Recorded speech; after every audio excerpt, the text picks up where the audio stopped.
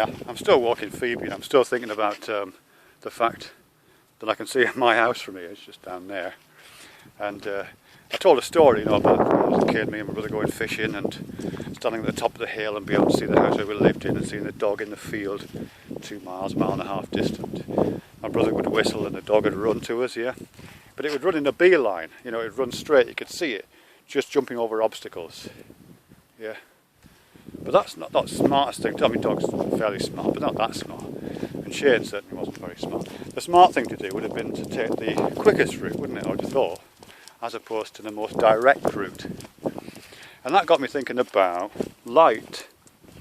Because I think it's Fermat, but it might have been Lagrange, who had these ideas to do with a kind of physics, maths. And he called it the law of least time. And it applies to light. And basically, it's one way of understanding why a stick looks bent when you put it in water. Yeah? If you put a stick in water, it looks bent because of refraction. But it's really to do with that just glosses over in a sense. It's to do with the fact that the beam of light that corresponds to my seeing the end of the stick that's in the water has to pass through the air and has to pass through a bit of water. Yeah, sunlight passing through the water, hits the end of the stick, bounces off, comes through the water to my eye. But light travels slightly slower in water than it does in the air. And if it came straight to my eye, it would be a bit slower. But light always travels through light always follows the law of least time. I'm going to switch analogy in mid-flight here. It basically obeys the same kind of logic that lifeguards do on the beach. If someone's drowning, if you're a lifeguard and you're standing on the beach, and a bit further down the beach, someone's in the water and they're drowning. What you have to think, what's the fastest way of getting to them? The fastest way, not the most direct way, because it's not. The most direct way, of course, is a beeline straight to the drowning person, isn't it? But that's not the fastest, because you can only swim slower in water, can't you, than you can run on the land. So the direct isn't fast because you're spending too much time in the water. Running up the beach until you're parallel and then swimming out isn't the fastest because it's too far. There's an optimum journey you can take which takes the least time if you're a lifeguard.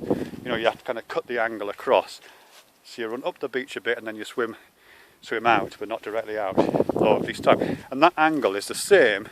That optimal journey is exactly the same as the optimal journey that light takes when it bounces off the end of a stick. Yeah, it travels a certain distance through the water and then a certain distance through the air somehow.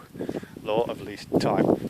Anyway, to return to Phoebe, or to return to Shane, my dog when I was a kid, with me and my brother on the top of this hill, and we're looking down and there's the dog playing in the field back of our house, and Bernard whistles. Sorry, Ian, not talking. And the dog makes a beeline. If the dog had been a photon of light, it wasn't clearly, but if the dog had been a photon of light, it would have followed the law of least time. What we would think of as intelligent behaviour, and I'm not suggesting that photons are intelligent, but it would have looked like a smart thing to do, because it would have ran directly to the opening in the fence at the bottom of that field, rather than following us and then try and jump over the fence for a while and then run around. It would have gone straight for the opening. Instead of going to the railway embankment and climbing over, which takes ages, it would have run the 50 yards up to where there was a tunnel through and come through, come that way. Rather than go over all those dry stone walls, it would have gone through the gate. It would have followed the law of least time, not the law of shortest distance. I'm not sure what I'm doing now in relation to my house. I'm kind of wandering about all over the bloody... I'm following the law of scenic route right now, because I'm taking ages. I'll just be stopping to make videos and looking around. And I don't know which describes the universe better. Which describes the universe better? The law of least time or the law of shortest distance? Do we live in a least time universe?